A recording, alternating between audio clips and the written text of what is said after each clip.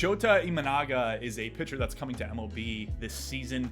He's kind of the consolation prize to Yoshinobu Yamamoto. He's a lefty, he's pretty funky, and I got a chance to look at some of his NPB data. So let's dig through that, see what we could learn, maybe some adjustments he's going to make, and how he projects in MLB.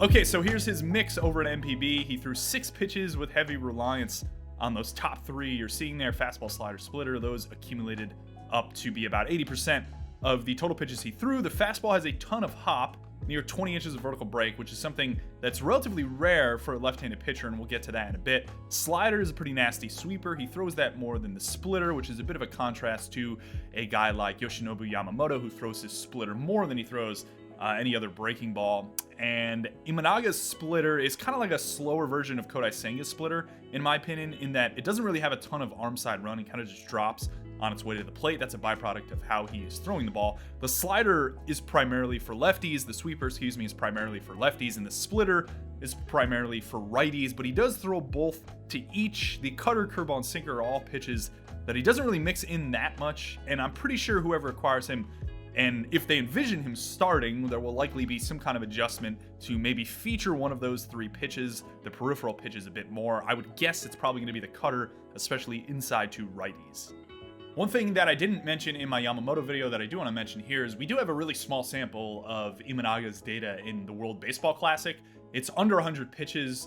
This stuff usually does stabilize pretty quick from a stuff plus perspective, but even with that said, the main thing I'm just going to point out, I'm not going to even show the data, or maybe I'll throw up some of the data here, but the main thing I want to point out is that his velocity did increase, especially on the 4-seam fastball. He was sitting like 94 miles per hour as opposed to the 92, 93 that he was in MPB.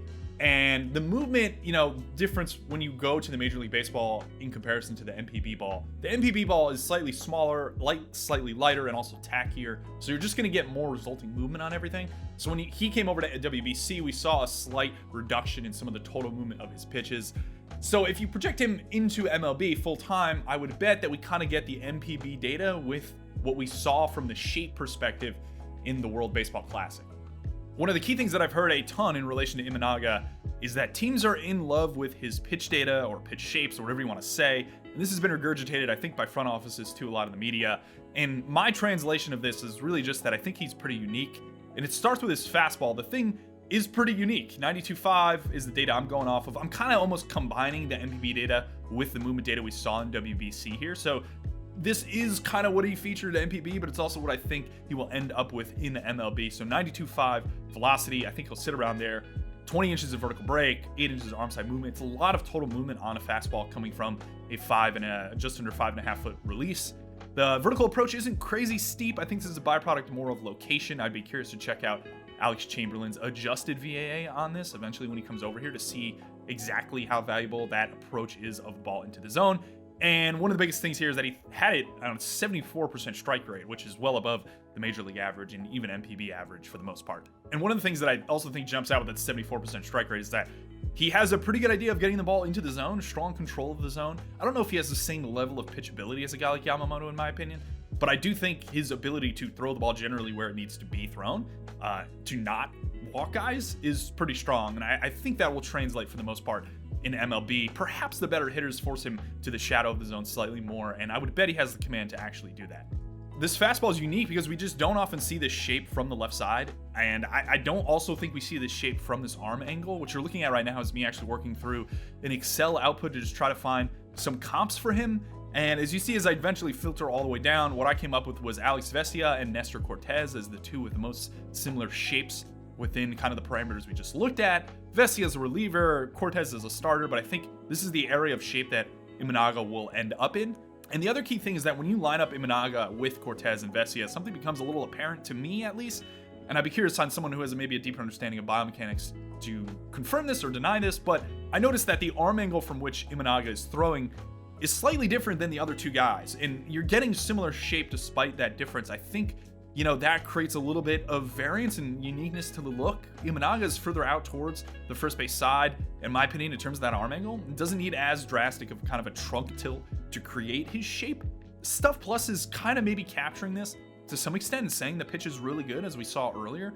But I do think it's important a lot of the time to understand why Stuff Plus likes a particular offering and may not be factoring in something like this break from this arm angle so specifically, and that maybe allows the pitch to play up slightly when he comes over to MLB.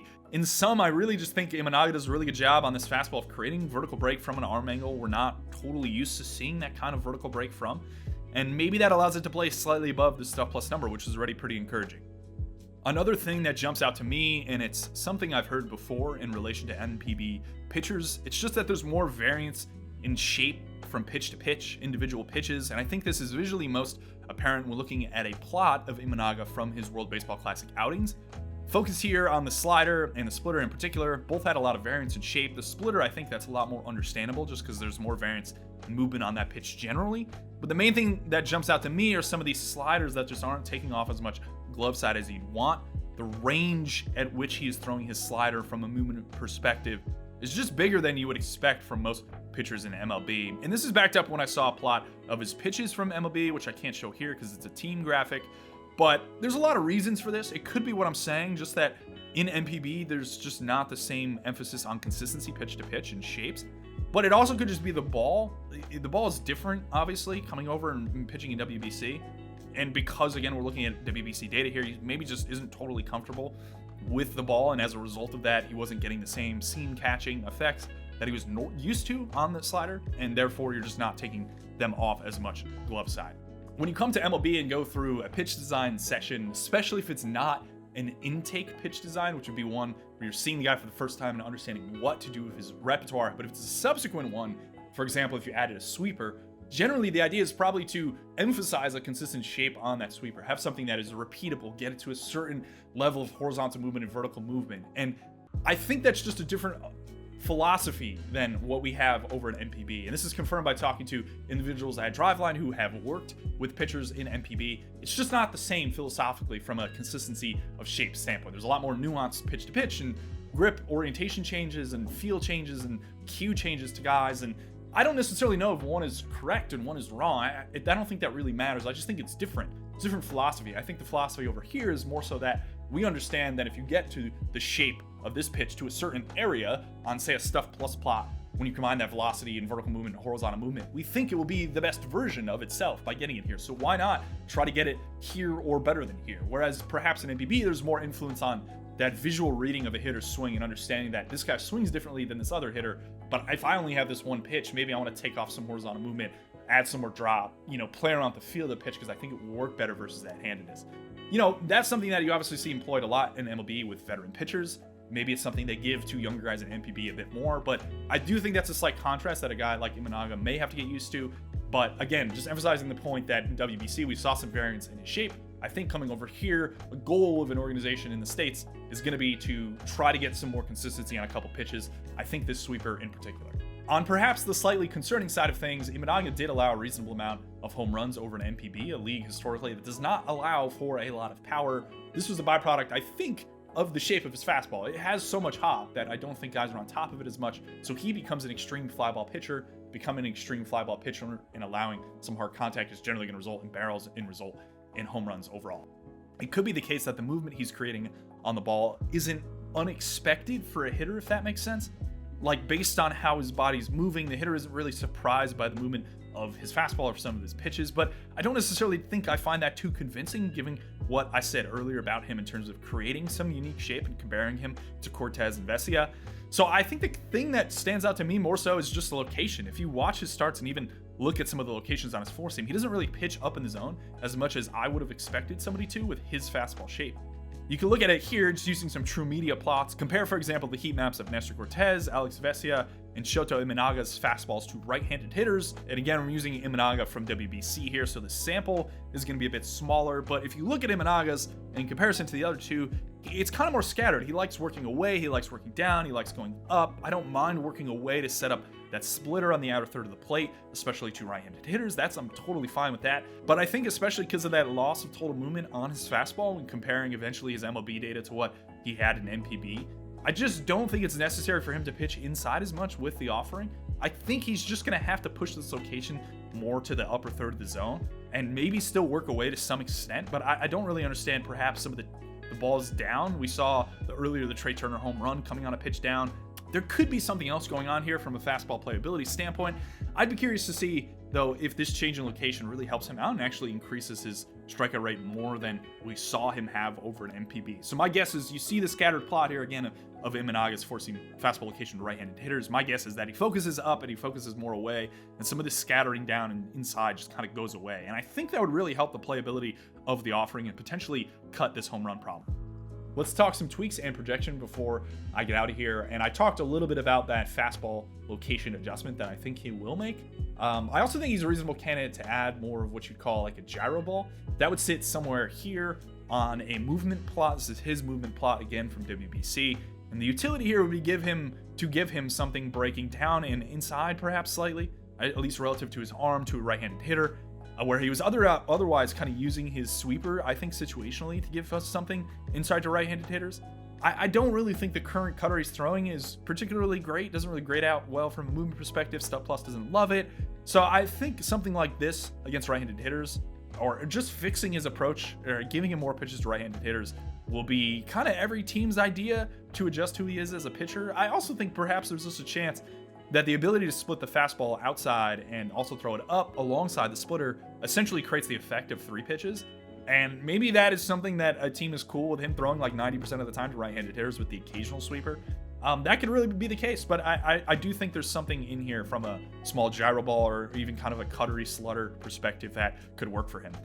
Zips has his projection at about 140 innings with a 3.4 ERA, 151 strikeouts, 3.1 WAR. Really, really strong projection for him overall. Zips has always really liked him because of his performance over an NPB and him having a bit more on the strikeout side of things than a guy like Yoshinobu Yamamoto. I'll take the over on the innings, over on the ERA, over on the strikeouts because I like the raw characteristics of his mix a lot.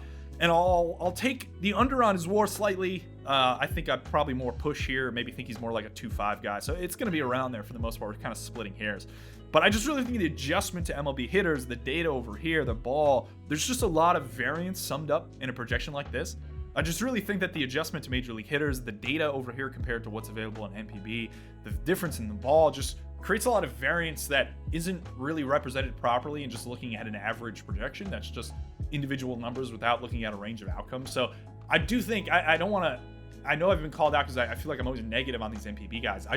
I think for the most part, projections aren't capturing the full range of outcomes. I think all these guys that come over have a really wide range of results. And even a guy like Yoshinobu Yamamoto, again, I emphasize the fact that he was getting that much money because he's really good, number one, which I don't think I hit on strongly enough in the video, but I also think he's getting all that money because he's really young. Imanaga's in a very different perspective where he's 30 years old, which I don't think is old. It's kind of right in line with the market and some of these other guys like Blake Snells and Aaron Knowles of the world and stuff. So it's around that area. It's just, again, I just think one individual number from a projection line isn't capturing the range of outcomes that a guy like Imanaga could have. I like him. I think he's really unique. I'm curious to see what adjustments major league teams make. He's cheaper than Yoshinobu Yamamoto, so if you're a team that misses out on him, I think you can maybe get him for like 18 to 22 a year, average annual value spread out over 4, 5, 6 years or whatever. But he's funky. You know, maybe I think Park has a lot of play into how he ends up, especially because I think he's such a heavy fly ball pitcher, and I don't really think that will change drastically. So I'm really curious to see where he goes. Perhaps this was more of a glowing review of Imanaga than I did have of Yamamoto. I just thought in the Yamamoto video it was relevant to not throw cold water on it, just have a different perspective. I think it's important to consider things outside of what everyone else is thinking. So a guy like Imanaga, I just don't think has been talked about as much, so I went a little more neutral here. And I'm also curious as to what you think if you made it all the way through the video and are still listening to me ramble here. Let me know what you think in the comments of him as a pitcher, what his projections will be, etc. Always interested in conversing, or if you have any thoughts or questions, as always. I'm on TikTok, I'm on Instagram, I do some short form video, I'm everywhere. I have a Substack, so definitely follow me wherever you can, and appreciate all the views as always. Take care.